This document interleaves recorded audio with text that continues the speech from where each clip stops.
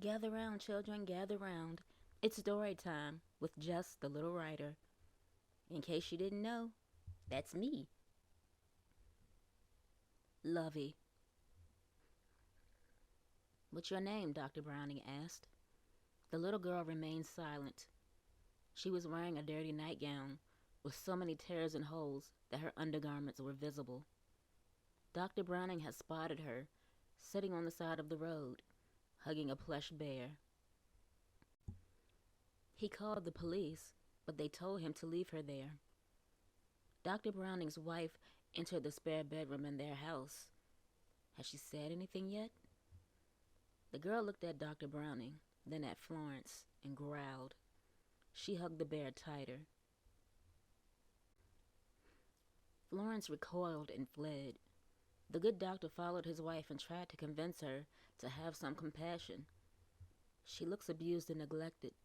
I couldn't just leave her out in the wild, he said. Florence looked exasperated. The law told you to leave her. I'm sure they had a good reason. She's feral. She might be, the doctor said, but that is beside the point.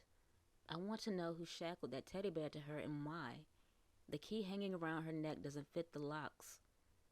Before Florence could offer a theory, there was a knock at the door. Dr. Browning looked through the peephole and opened the door. Good evening, officers, he said. The two officers didn't accept the greeting. They looked at each other and entered without an invitation. The girl isn't there, Florence offered. Dr. Browning frowned and clenched his fist in warning. The girl strolled into the living room, growling. She turned her plush friend around to show the four anxious adults that it had a keyhole in its back.